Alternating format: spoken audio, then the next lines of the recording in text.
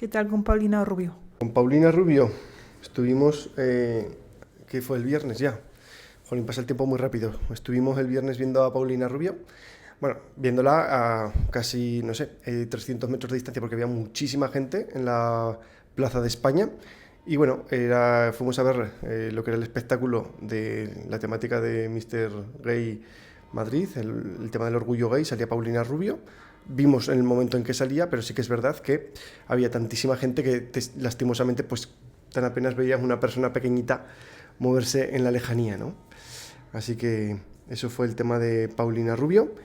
Bueno, cuanto menos curioso el haber estado allí en ese momento.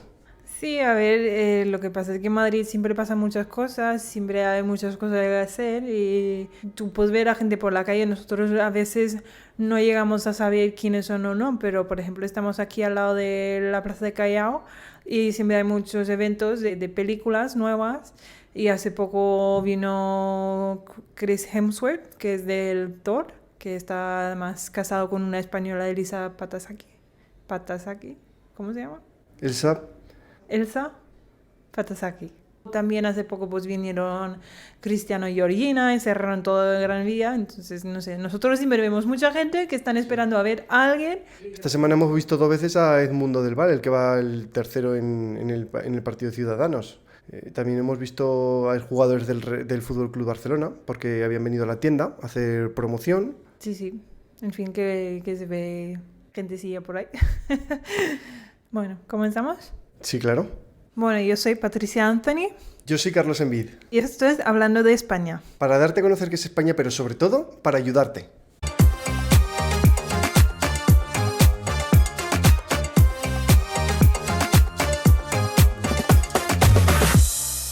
Bueno, Carlos, ¿de qué vamos a hablar hoy? Me habías pedido comentar el tema de la planificación de cuándo emigramos a España, cómo se hace, o vamos a explicar en este episodio, qué debemos hacer inicialmente antes de subir al avión, antes de lanzarnos a España, ¿no? Todos esos pasos que debemos de tener en cuenta y que en alguna forma o de alguna forma sí que deberíamos de venir con esa planificación y organización para que todo salga bien, para que todo salga satisfactoriamente. Es muy común encontrarnos con errores tan básicos como no haber dejado poderes, no computar los plazos, no tener conocimiento de dónde y cuándo o cómo me voy a regularizar, venir a sitios donde no conocemos a nadie y también encontrarnos con problemas de capitalización, o mejor dicho, descapitalización por la necesidad de pagar las fianzas en los contratos de alquiler. Por todo esto es muy importante tener en cuenta los pasos que vamos a nombrar aquí, que nos van a servir para que si nosotros vamos a planificar o vamos a comenzar esa emigración a España, lo hagamos de una forma adecuada. Sí, en realidad se puede hablar de muchas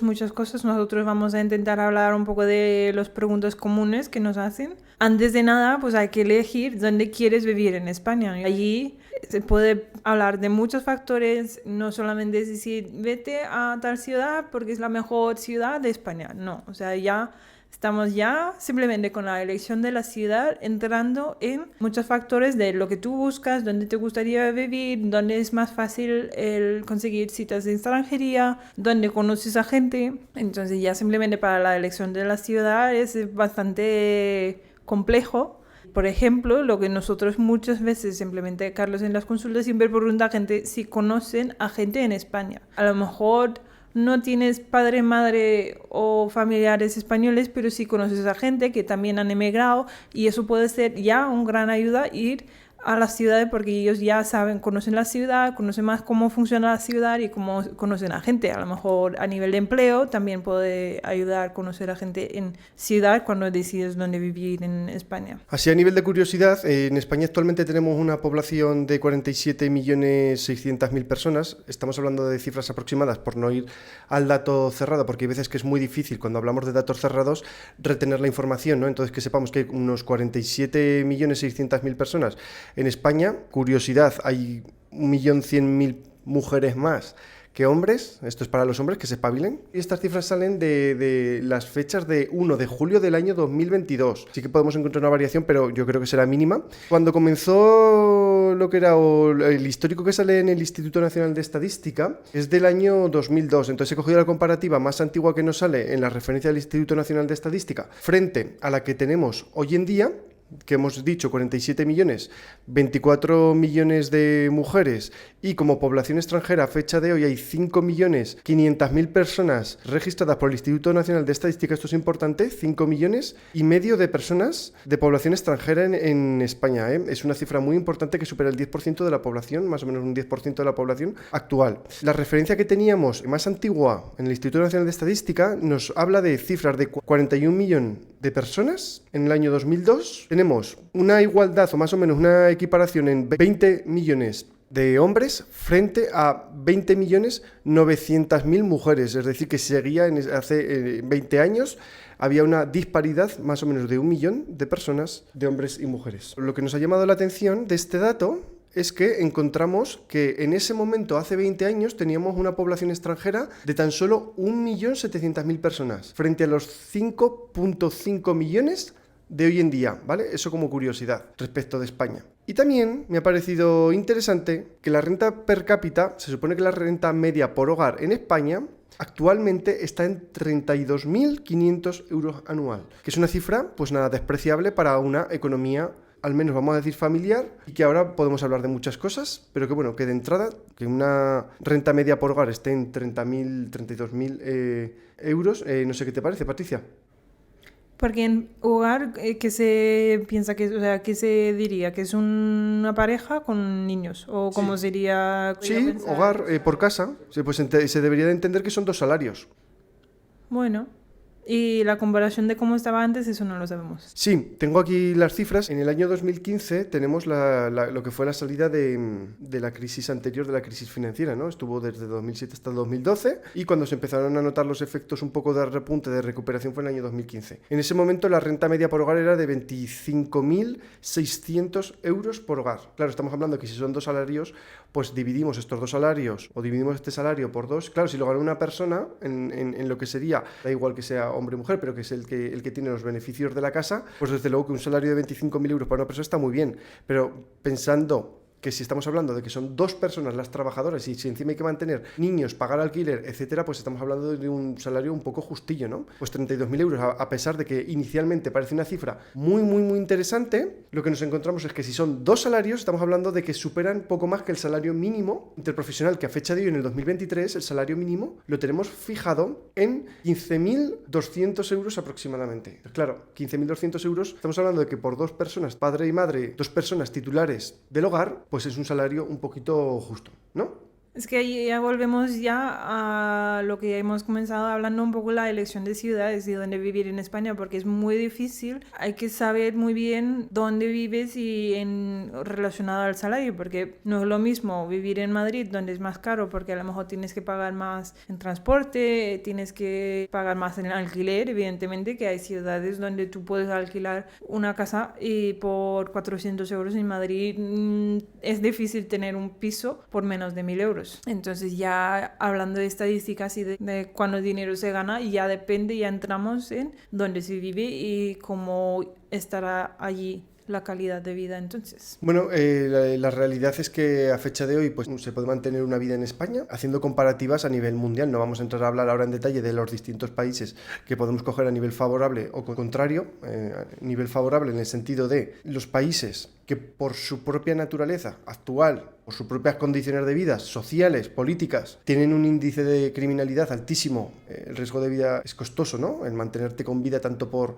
las circunstancias país de falta de comida, falta de medicina, recursos médicos o simplemente por el nivel de agresión a la población es muy alto. Claro, comparado con España, que todo esto directamente a fecha de hoy, gracias a Dios, no existe directamente, no es incomparable. Es decir, cuando hablamos de que es la pobreza en la definición de España o Unión Europea, la definición de Latinoamérica o incluso la definición de pobreza de África, pues evidentemente es incomparable. Entonces, dicho esto, sin perjuicio de que no estábamos hablando, pensándolo fríamente, que esos salarios de 30.000 euros son gran cosa, sí que es verdad que nos encontramos con que no tenemos estas situaciones de inseguridad tan drástica, tan brutal como se podría tener en otros países y por supuesto ni que hablar de la comida, ¿no? De que vamos al supermercado o incluso aunque no tengas recursos para ir al supermercado te puedes acercar a una asociación sin ánimo de lucro que trabajan para luchar contra la pobreza, para ayudar a la ciudadanía, para luchar por la inclusión social, la defensa de las mujeres bajo violencia de género o en trata de seres humanos. Pues bueno,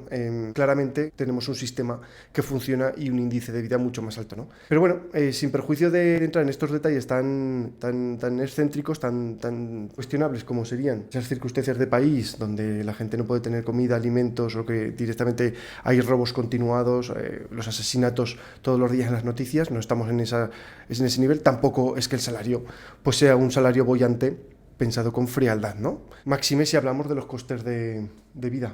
Nosotros cuando se habla de elegir ciudades donde vivir, muchas veces hay que ver un poco de todo, ¿no? Dónde conoces a gente, cómo está el nivel de paro, el nivel de empleo, a lo mejor qué tipo de empleo se trabaja en ciertas ciudades, dónde puedes conseguir la residencia porque hay ciudades donde hay dificultad en conseguir la cita de extranjería. Luego además de elegir ciudades depende también del estilo de vida, pero muchas veces yo diría como también lo que nosotros hablamos es cuál es tu propósito cuando tú empiezas, ¿no? Porque tampoco podemos venir y desear que todo tiene que ser perfecto y todo tiene que ser como yo quiero. Cuando una persona se emigra hay que saber que a lo mejor habrá sacrificios al principio. Nosotros conocemos a gente que a lo mejor la vida en un pueblo no es lo más interesante en el mundo. A mí me encanta porque a mí me encanta la naturaleza, pero hay gente como que lo ve aburrido y vienen a las ciudades grandes solamente porque quieren como esa vida como a lo mejor más entretenida, pero allí también hay que pensar en cuál es tu propósito y por dónde vas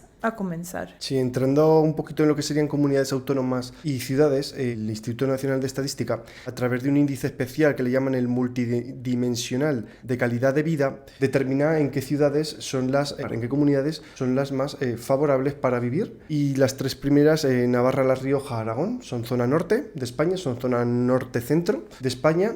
Se aleja o dista mucho de ser una gran ciudad o una gran potencia económica. Se podría decir incluso que es todo lo contrario, ¿no? Zona más rural, zona más alejada de estas grandes urbes. Sí que es verdad que tanto Navarra, La Rioja, Aragón, a pesar de que es zona centro-norte, quedan de alguna forma en medio entre Madrid y Barcelona, pero yo creo que es algo más bien circunstancial, ¿no? Y así como peores comunidades o peores lugares para vivir en España, pues está Ceuta, está Melilla y tenemos también a Andalucía, ¿no? El ranking de las peores. Bueno, y como curiosidad también dice, situada la peor en el ranking Andalucía, Canarias y Canarias. Ceuta, Andalucía y Canarias, Ceuta, Melilla y Canarias.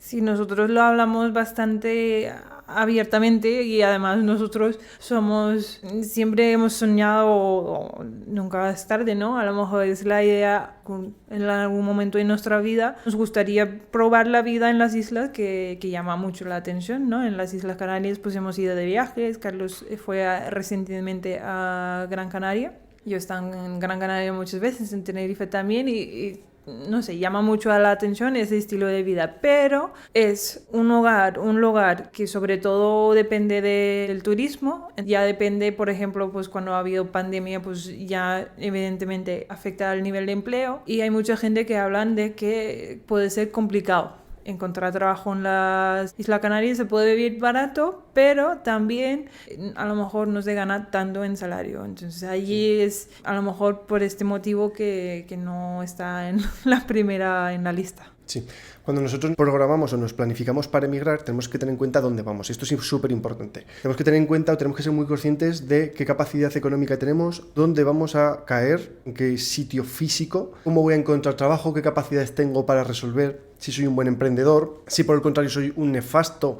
negociante. Con todo esto vas a decidir a qué ciudad vas. También es muy importante, voy con niños, voy sin niños, voy a una ciudad rural o voy a una ciudad de costa, porque esto es importante por la estacionalidad, la fuerte estacionalidad que hay en España de verano, tanto por turistas como los propios españoles que van a las ciudades de costa, como por lo contrario, la estacionalidad en contra, decir, pues quiero que me afecte menos la estacionalidad, necesito irme a una zona donde no esté tan pronunciada esa llegada masiva de ciudadanos extranjeros turistas hacer turismo o de vacaciones. ¿Por qué? Porque lo bueno que tiene la estacionalidad es que va a dar muchos recursos, va a dotar muchos recursos en esas zonas costeras, más sin embargo te encuentras que el resto del año no tienes posibilidad o las posibilidades del trabajo o de lo económico decaen fuertemente. Y luego el coste de vida también a lo mejor se puede afectar, porque nosotros hemos vivido en Barcelona, nos encanta Barcelona, pero sí que es cierto que hubo un momento que estaban subiendo los precios mucho en tema de que pues te querías ir a tomar un café, pues en todos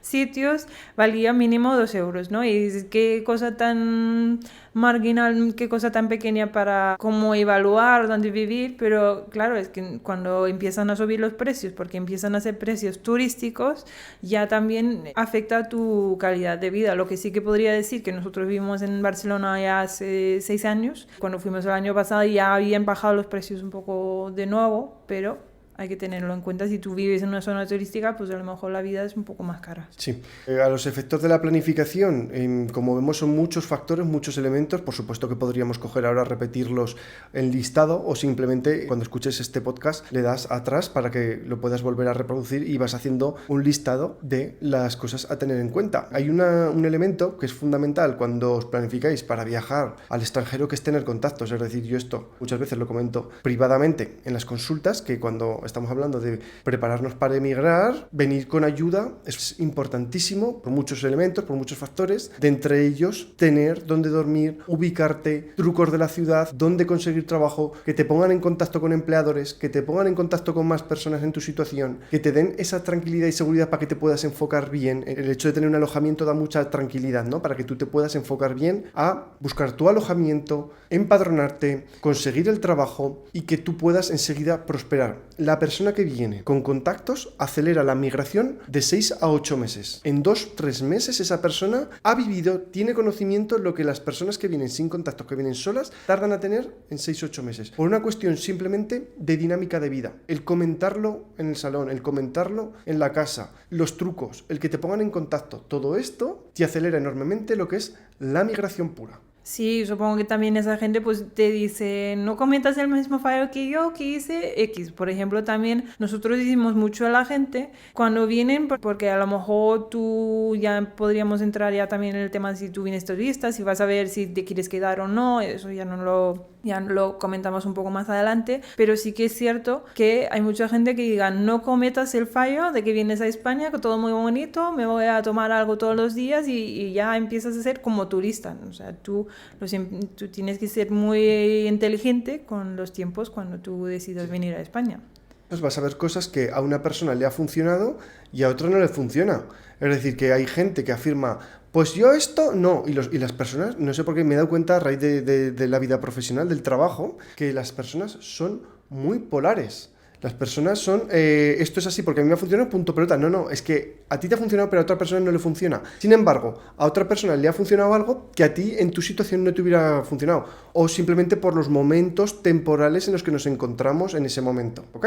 El ejemplo sería las razones humanitarias que se estaba dando hasta los venezolanos desde el año 2019 hasta el año 2022. Ahora parece que hubo un poquito, o ha habido un cerramiento, pero sí que es verdad que ya se siente otra vez que todo esto vuelve a funcionar lo digo con la boca pequeña, ¿vale? Con mucho cuidado, que no sirva para promocionar algo. No quiero que lo llevemos en ese extremo, simplemente que no seamos cerrados, que no seamos tan rígidos de que ya a todo el mundo le están denegando razones humanitarias. No, esto no son las cosas por defecto ni en automático. Importante tener sentido común y tratar la información en su justa medida, medir mucho la información que recibimos tanto de los grupos en los que nos metemos de Facebook, Telegram, yo qué sé, como la información que se nos da en casa de personas de nuestra confianza o hasta incluso del mismo abogado que te recomienda y te dice, mira Carlos, esto es así, bueno, esto es así pero cogido con pinzas, ¿vale? Mucho cuidado, cabeza fría. Sí, también ahí entramos ya en la pregunta mágica que hace mucha gente cuando quieren venir a España. Dicen, ¿cómo emigrar a España, no? ¿Qué residencia tengo que elegir? ¿Cuál es la mejor residencia? Pero allí nosotros hacemos mucho hincapié y decimos a todo el mundo que tenemos que estudiar el caso, tenemos que ver qué factores, porque lo que dices tú, que no hay el mismo caso para todo el mundo. No es, pues a lo mejor hay gente que conoce a una gente en España, hay gente que no, hay gente que tienen un abuelo español, hay gente que no, hay personas que a lo mejor ya han estado en España y ahora quieren volver. Entonces ya estamos hablando de que siempre es mucho mejor ver tu situación personal en vez de ir por qué es lo mejor. Claro, cuando te planteas venir a España y te haces la pregunta de ¿a qué ciudad voy? Hay que tener varias cosas en cuenta. Es decir, ¿cómo me voy a regularizar? Si me voy a regularizar en esa ciudad, ¿tengo trabajo? ¿Puedo tramitar mi documentación? Si la respuesta es que sí, a lo mejor, cuidado, que a lo mejor tienes que meter tu solicitud de residencia desde origen, desde el país en que te encuentras. De la misma forma, cuando tú vas a elegir a qué ciudad vas a emigrar, te tienes que preguntar ¿en qué barrio voy a vivir? No solamente por el tema del trabajo, sino también los niños.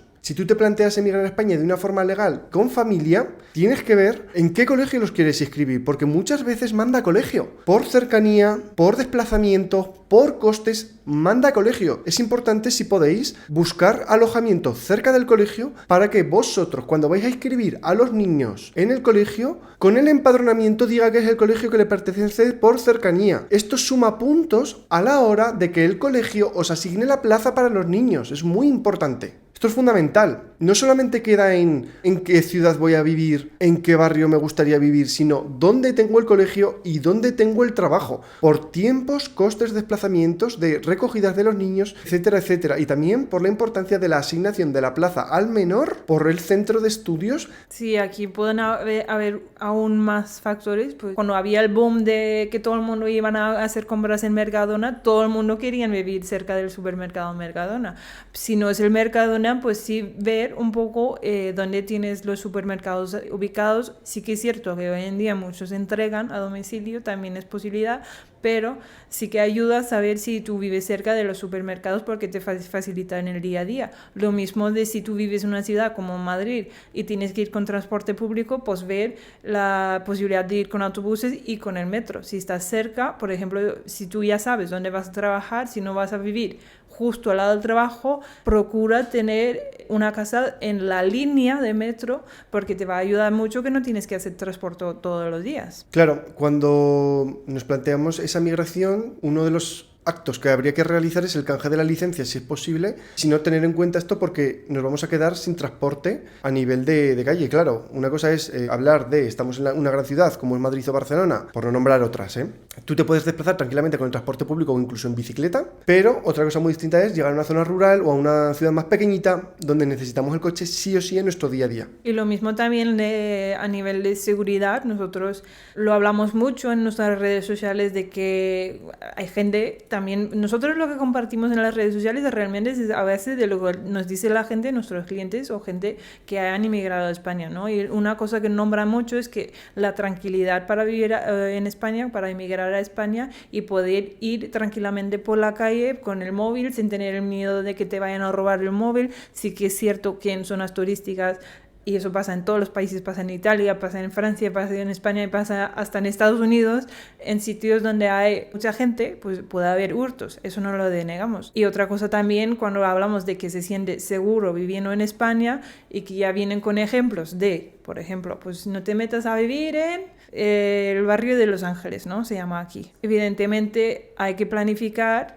a lo mejor hay zonas donde no es lo mejor, donde no es el mejor sitio para vivir, pero en general se siente seguro en España. Como un nuevo elemento a tener en cuenta sería la fecha de viaje. Es súper importante saber, a nosotros a nivel de asesoría, pero también vosotros por vuestra planificación, si ya tenéis fecha de viaje, si ya tenéis los billetes comprados, los billetes serían los tickets de vuelo, o en cambio si la respuesta es no. ¿Por qué? Porque si venís con familias, tenéis que tener en cuenta los plazos de matriculación del colegio. Los plazos de matriculación de abril-mayo en primera ronda y ahora en junio la segunda ronda. Es decir, que aunque vengáis después comenzado las clases, seguramente podréis inscribir, pero mucho cuidado no venir en una mala fecha y que no os permitan escolarizar al menor y que al menos le hagáis perder un curso. Esto es importantísimo conocerlo. Sí, aquí entramos también no solamente a nivel de los niños, pero también a nivel de estudiantes. Si tú vienes para estudiar a España, a solicitar la estancia por estudios, lo mismo pasa con las fechas, que nosotros tuvimos un caso ahora en febrero, empezamos, ¿no? En febrero, en enero, febrero, y que era muy, muy difícil encontrar centros que podrían matricular a los clientes porque ya habían comenzado los cursos. Bueno, entraron en marzo. Habían ya comenzado los cursos de primavera y no, la siguiente ronda no era hasta septiembre. Entonces tú tienes que ver muy bien en qué fechas quieres venir.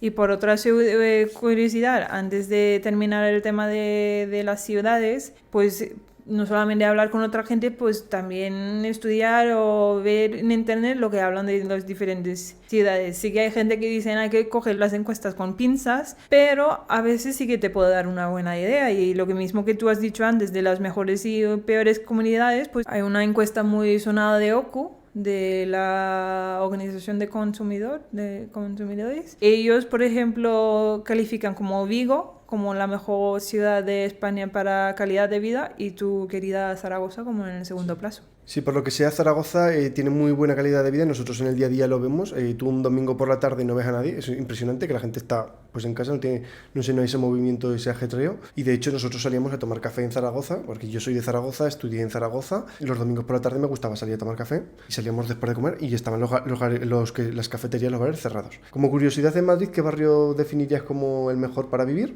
De Madrid no lo sé porque es muy difícil decir, porque lo que sí que me he dado cuenta que muchos de nuestros clientes viven en el centro. Tenemos gente que vive pues en Malasaña o aquí mismo cerca en la Puerta del Sol, en las calles por aquí. Yo personalmente no me metería a vivir en el centro de Madrid por el tema de Madrid Central y que es muy difícil de entrar y salir a tema de coches. Nosotros no es que viajamos mucho, pero sí que intentamos hacer viajes a diferentes ciudades y es muy difícil con coche entrar y salir del centro de Madrid. Entonces yo no viviría en el centro de Madrid, pero claro, si no tienes coche no es el mismo desafío. El diario Las te dice que los mejores barrios para vivir son Chamberí, El Retiro y Salamanca, barrio Salamanca.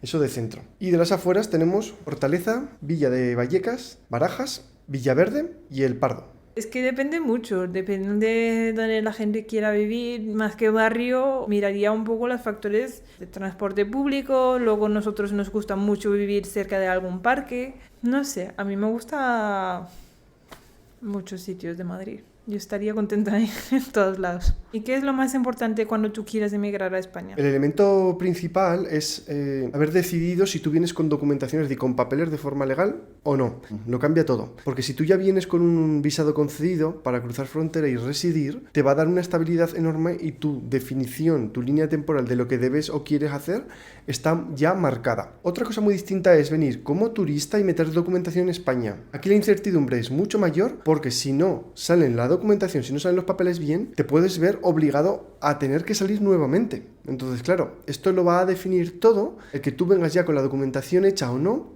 a los efectos de quedarte legalmente en España. Sí que es verdad que las tramitaciones son distintas. Se podría decir que en ciertas residencias es más factible por consulado, por el extranjero, o que ciertas residencias son más factibles por España. Es más, legalmente hay algunas que solamente se pueden obtener estando en el país de origen, ¿ok? Esto es fundamental e importante conocerlo para que tú te planifiques para venir legalmente.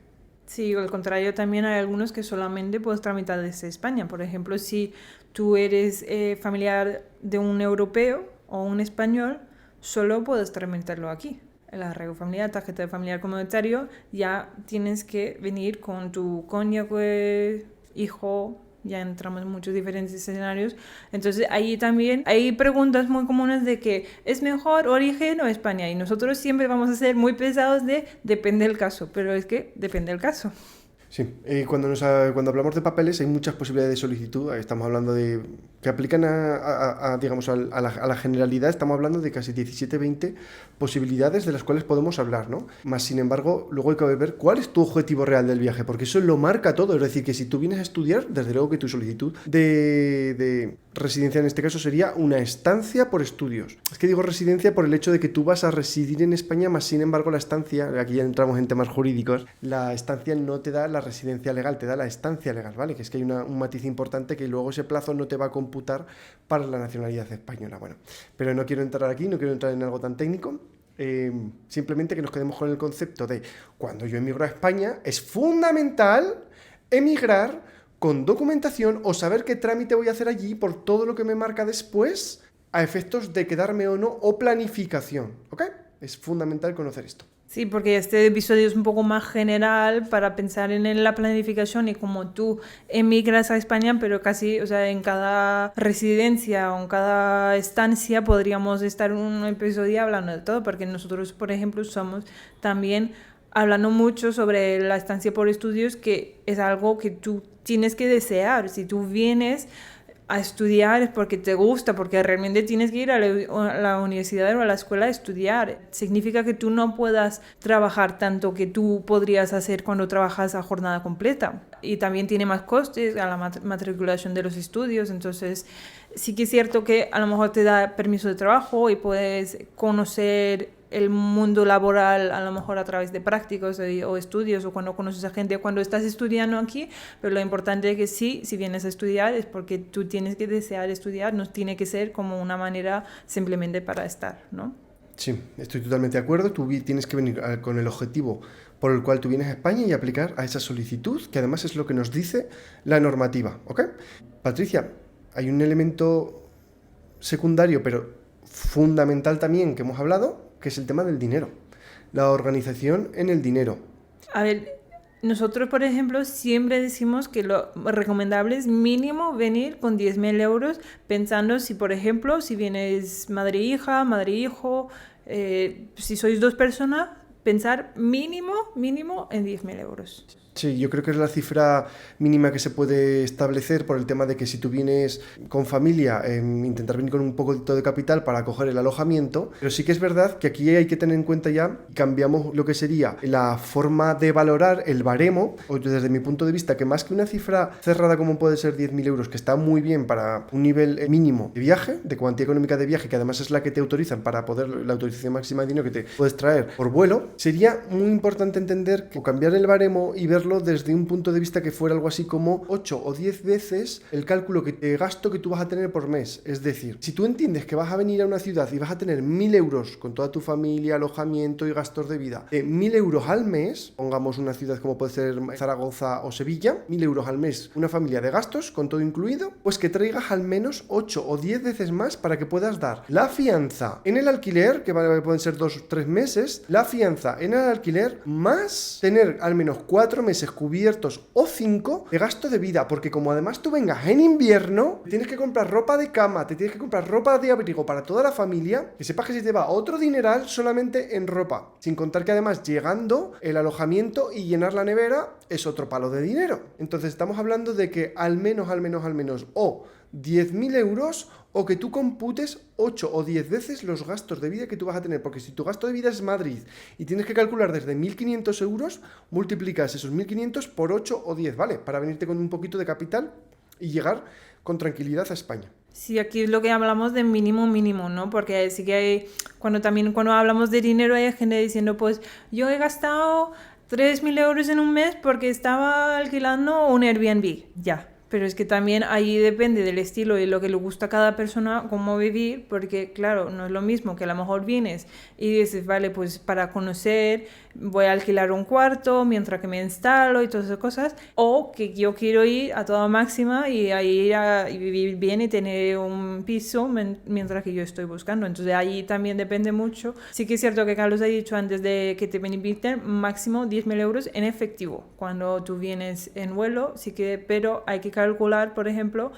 y ya entramos por ahí también con los requisitos de turista, que son 108 euros por persona al día. Claro, hablando de lo que es cruce de fronteras, es decir, nosotros ya hemos decidido que vamos, ya hemos decidido cómo, tenemos en cuenta las cuantías económicas, en qué ciudad, en qué barrio, el colegio, la documentación para el colegio. Importante, deja a poderes, si tienes patrimonio, deja poderes en tu país de origen, ya tienes todo esto atado. Ya estás subiéndote al avión y has decidido venir como turista, ¿no? En el caso de que tú vengas como turista, de que vienes a emigrar, vienes como turista para aplicar a tu residencia por España, pues que sepas que tienes que tener esa cuantía económica que acaba de decir Patricia de 108 euros por día y persona, más luego una batería de requisitos de cruce de frontera como turista. Es decir, tú, si vienes a hacer turismo, vienes a hacer turismo. Y esto es importante entenderlo. Para el oficial de frontera tendrás que justificar por qué motivo, si eres familiar de europeo, no has pedido el visado que corresponda, pero si has decidido venir como turista, pues tendrás que hacer la explicación en frontera de que eres un familiar de europeo o de español, ¿vale? Pero bueno, vamos a hablar ahora del turismo, que si no me voy por los cerros de Úbeda y me distraigo. Disculpad que me voy y hablo mucho y me voy del camino. En el tema del turismo, pasaporte en vigor. Cuidadito con esos pasaportes que están al borde de la caducidad. Tener antigüedad. Se hablan de distintas cifras, siempre se habla de un mínimo de 6 meses, En fin, yo no me complicaría mucho y tener un pasaporte recién sacado o al menos con un año de caducidad. Antes, en los trámites de residencia se ponían muchísimos más problemas. Hoy en día, yo recomiendo que cuanta más mejor, a pesar de que los pasaportes con caducidades más cercanas, de plazos de tiempo que están un poquito por encima del año, no dan problemas. Sí que pueden dar en el consulado, pero lo que quiero decir en definitiva es que no debería dar problemas en general. Traemos un pasaporte con una vigencia lo más larga posible. Eso yo creo que es algo muy muy importante. También efectos de cruzar frontera. Sí, porque aquí mucha gente dice, bueno, el requisito oficial son 90 días porque tú puedes estar máximo 90 días de turismo, pero claro, tú tienes que pensar a largo plazo, porque está bien que sí vale para 90 días, pero ¿qué pasa después cuando tú tienes que ir al consulado y que tienes que sacar el nuevo pasaporte? Que hay mucha gente que nos cuenta historias que es complicado, ¿no? Entonces, si tú ya puedes empezar, si ya sabes que vienes a España en 6 meses, pues a lo mejor ya, como dice Carlos, pues pensar en renovar el pasaporte, venir con el pasaporte que tiene más vigencia y allí no tener ese dolor de cabeza. Otro requisito para cruzar frontera, tener el billete de ida y de vuelta. Esto es un error muy común, las personas normalmente no traen, o en ocasiones no traen el billete de vuelta, pues puede ser un motivo de denegación de acceso a España, ¿no? De rechazo. Es una cosa muy sencilla, es tema de dinero únicamente, y yo, por ejemplo, yo no me juego un viaje como turista o un cruce de frontera por no tener el billete de vuelta. No, porque allí también relacionamos con otro requisito, que tú tienes que tener el seguro de viaje y tú pagas tu seguro para poder viajar a España. Entonces imagínate que gastas el dinero en el seguro y te rechazan en la frontera. Entonces tú intentas ahorrar dinero por un sitio, pero a lo mejor lo pierdes en otro lado. Exacto. El seguro de viaje es un seguro médico de viaje, especial para cualquier circunstancia que pudiera pasar. En muchas ocasiones la misma aerolínea con esos billetes te lo va a vender, pero que si no, que te acuerdes de tener tu seguro de viaje. Porque si pasa algo en España, es que además luego tienes el problema de que te atiendan en España o de que te giren factura en España. Es una tontería. Antiguamente la sanidad era gratis para todo el mundo y lo que pasa es que teníamos el turismo de hospital, el turismo de cirugía. Tenía un nombre que ahora no me viene, pero lo que venía a ser es que venían ciudadanos de todo el mundo a operarse. Un ejemplo era que los ciudadanos alemanes venían a operarse de almorranas a España. Entonces esto fue una noticia muy sonada por ahí. Se creó mucho revuelo. A España, lo que era la administración o al menos a los medios de comunicación, les sirvió para cambiar la normativa y que ahora pues no sea la sanidad esta universal, a pesar de que se publicita como sanidad universal, luego sí que es verdad que no es tan universal, no es tan abierta como era antiguamente. O mejor dicho, más que universal y gratuita, ¿no? Y como otro elemento para poder cruzar frontera, tenemos la reserva de hotel. Sí, que tienes que reservar el hotel por los días que tú vas a estar o tienes que ir con carta de invitación, pero ya entramos en otro error común, porque si tú vienes de turista y vienes para hacer turismo, no tienes que venir con carta de invitación, porque si tú tienes una persona aquí que te invita para venir a hacer turismo y no salgas de España, no solamente pueden multar a la persona, pero le puede perjudicar a la otra persona a nivel de sus papeles. Entonces no seas egoísta y que puedes dañar a otra persona simplemente cuando tú quieras emigrar a España. Hay que tener mucho cuidado con eso porque hay mucha gente que no saben este factor crucial y es importante. Claro, porque si tú vienes a emigrar para pedir documentación a España, es contraproducente obtener una carta de invitación de un familiar y luego quedarte en España. La práctica luego se podrá pelear no a nivel judicial, pero la situación es que tú te encuentras con un dolor de cabeza porque te han abierto, o mejor dicho, a tu familiar que te invita le pueden abrir una sanción administrativa o lo que es una multa costosa de dinero, que es un dolor de cabeza para la familia. Entonces, si tú te planteas emigrar, no te vengas, si es posible, con la carta de invitación, puesto que tú no te planteas luego salir. Y como decimos, o como dice Patricia, para ese familiar que se queda, luego pues es o puede ser un dolor de cabeza. Disculpar, para el familiar que se queda, no, matizo, es para el familiar que extiende la carta, para el familiar que invita. Esa carta sustituiría al hotel, pero como decimos, mucho cuidadito si tú te planteas quedarte en España viniendo con esa carta de invitación. Ahí también tú tienes que pensar en todos los requisitos, ¿no? Porque hay gente que dice, pues si yo tengo que pagar hotel para 90 días y yo tengo que demostrar que tengo 9.000 euros y todas esas cosas, claro, ahí tú ya tienes que pensar en cuándo vas a comprar tu billete de ida y vuelta, cuántos días vas a estar en España y ya planificar no solamente el viaje, pero todo conjuntamente. También nosotros lo nombramos en el primer episodio del podcast, donde hablamos del CCCE, de que tú tienes que saber dónde vas, ¿no? Entonces, sí que te pueden hacer pruebas, un test en el cruce de frontera para que tú tengas una idea de dónde estás yendo.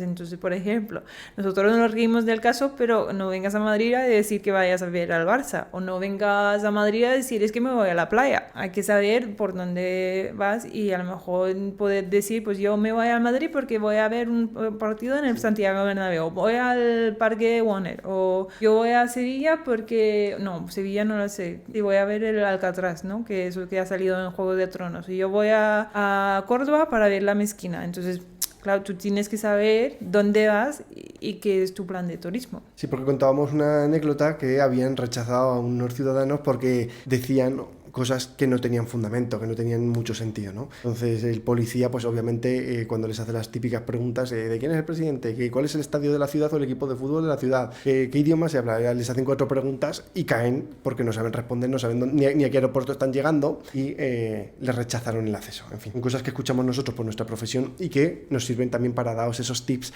y que si estáis escuchando este podcast, pues ya estáis preparados, ya no vais a caer en todo esto. Sí, por una parte también lo que es interesante y lo que hay que hablar en tema de rechazo de cruce de frontera, pues también lo mismo a nivel económico, pues venir planificado y venir con cabeza, ¿no? Pues hay gente que dice, bueno, yo voy a intentar, hemos escuchado hasta gente que le han rechazado 3 veces en el cruce de frontera, pues ahí si ya sabes que te han rechazado por X motivo, porque no lo estás siguiendo la norma como tiene que ser, sigue los requisitos normales, ¿no? O sea, hoy en día ya entramos en este tema del control, ¿no? Entonces hoy en día está todo muy seguido, saben cuando tú subes al avión, saben con qué avión vas a venir, tienen todo muy estudiado y no sé si se puede decir o no, que no, normalmente no sería tan aleatorio quien preguntan en frontera. Sí, nosotros consideramos, evidentemente no tenemos conocimiento de los protocolos interiores de la policía, no sabemos cómo opera, pero por intuición, por lo que vas oyendo de otros compañeros, ellos tienen muy claro a quién apartan, ¿eh? En cuanto ya bajas del avión, saben que te van a parar, saben que te apartan, si no por las cámaras te están vigilando y si haces alguna cosa rara también te dicen, venga, aparta y porque has venido aquí a España o porque estás de viaje. Es decir, por ejemplo, si tú has solicitado una residencia en el consulado y te la han denegado y tú dices, vale, voy a intentar ir de turista,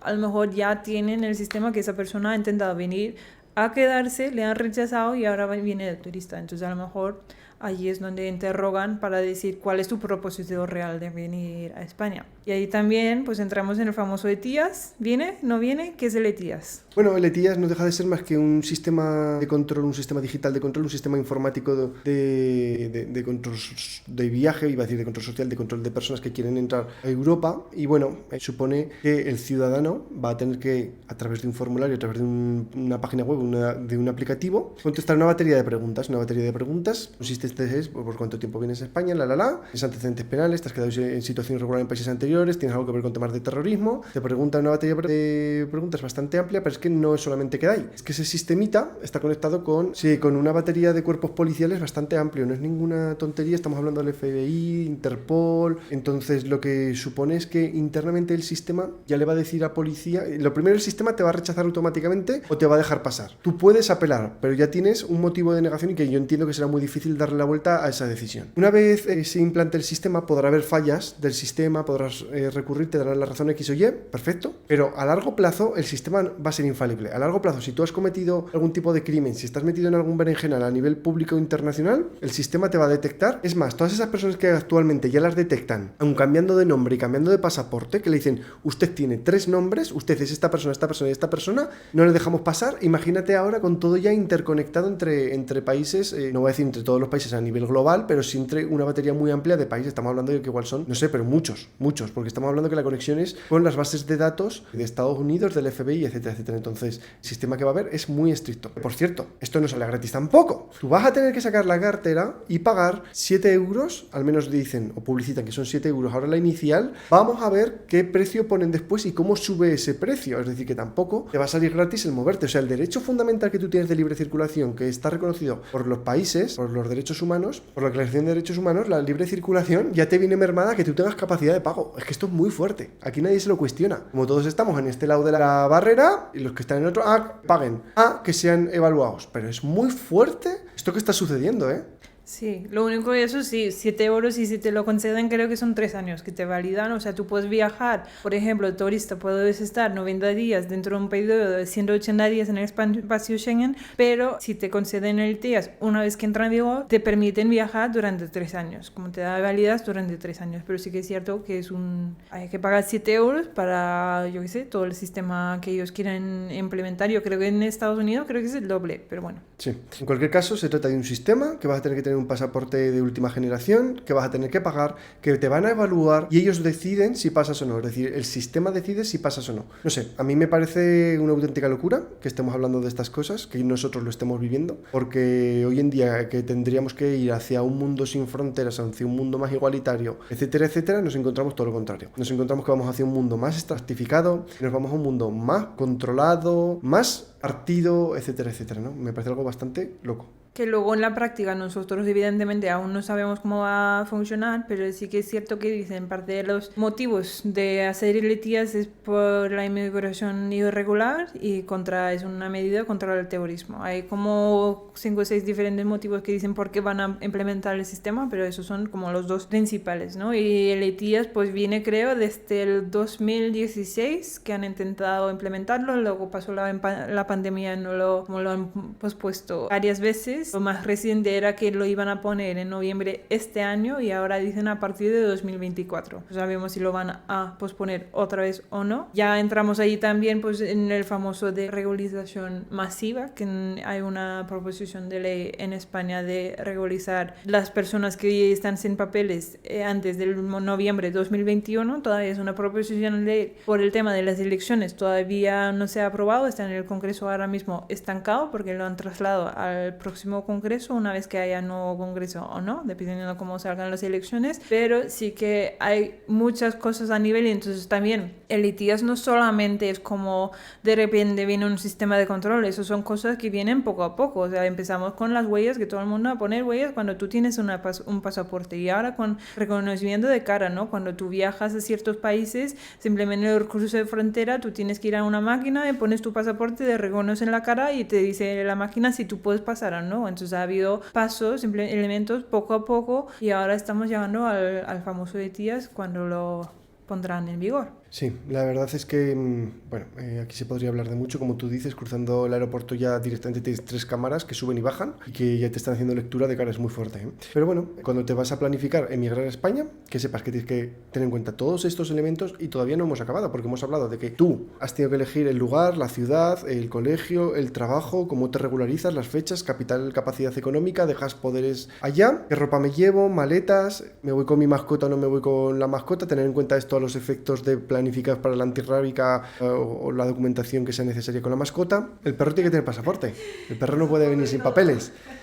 Entonces, el animalico, pues que sepáis cómo tiene que venir, cómo lo queréis mandar, cuánto tiempo tarda a venir, que os planifiquéis y llegamos a España. Llegamos a España, hemos cruzado frontera ya, hemos hablado con el oficial, le explicamos que venimos como turista o que somos familiares de europeo o lo que sea, y tú llegas a España y en su caso tienes que ver ahora qué residencia solicitud vas a meter, mucho cuidado, preparas la documentación que la tengas en vigor y después de todo esto consigues el alojamiento y te empadronas. Sí, el empadronamiento es el dolor de cabeza para mucha gente que dicen es complicado y ahí entramos en otro tema también que cómo es vivir en España, ¿no? Y ahí Carlos también antes ha dicho, pues a lo mejor tú tienes que venir con cierta capacidad económica para pagar fianzas al propietario, porque ¿qué pasa? Que el propietario quiere la seguridad que tú le vayas a pagar. Muchas veces el dueño, pues puede ser más o menos complicado conseguir un piso donde vivir, porque si no tienes papeles, no tienes residencia y no tienes empleo, tienen miedo que tú te quedas y no les pagas. Y ahí entramos en un tema de controversia de aquí. No sé si quieres explicar muy rápido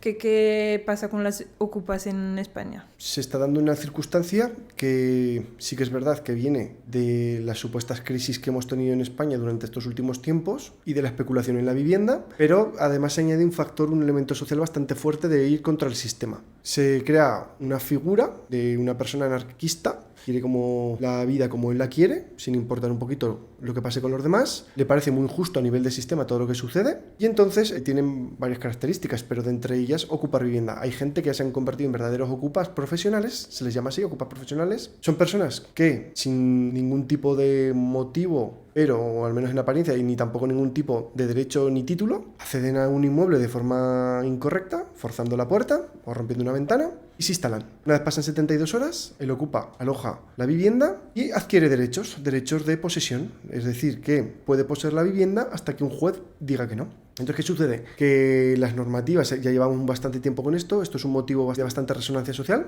Yo a nivel personal lo veo bastante injusto, a nivel profesional lo defiendo cuando me toca defender la posición que me corresponde, porque estoy en el turno de oficio y yo doy el 100% de mí por cada cliente que tengo, independientemente de la moralidad. Cuando toca, y hay que hacer el trabajo con la máxima exigencia y el máximo rigor profesional. Pero sí que es verdad que a nivel social pues puede ser un poco cuestionable, ¿no? Porque si tenemos unas asociaciones que ayudan a personas en situación de exclusión social y te van a alojar, que por cierto, también podríamos hablar, que tendríamos un episodio completo para hablar de los servicios sociales, pero bueno, no vamos a entrar ahí. Lo que sucede es que la persona, una vez entra a la casa y pasa 72 horas, se coge derecho de posesión y ya puede residir hasta que un juez le eche. Derivado de la pandemia, el gobierno que tenemos actualmente, que son políticas de izquierdas, saca una normativa que dice que si estás en situación de exclusión social, pueden suspender los desahucios por X tiempo, pero por X tiempo que ya llevamos 3 años. Entonces, claro, es que tenemos personas que llevan 3 años y pico viviendo gratis. En última instancia se tomó una medida que tú le podías pedir una ayuda al gobierno para que te pagara el gobierno, pero la realidad es que eso sí, tú lo puedes tramitar, pero que no sé muy bien cómo está, pero que salió de forma muy tardía, y claro, tú como propietario pues te ves que no estás cobrando alquileres. Si es tu casa la han ocupado y tú te ves en la calle, es decir, tú te has ido de vacaciones 15 días, te han ocupado la casa y tú te quedas sin casa y te tienes que pagar un alquiler mientras consigues sacar a estas personas. Pues hay jueces que todavía no están echando a esas personas porque entienden que la persona está en situación de exclusión social cuando tú tienes la misma situación y encima a lo mejor tienes que pagar el alquiler y la hipoteca. Eso se ha visto, así de fuertes. Entonces, bueno, en España sí que es verdad que hay unas políticas que intentan proteger al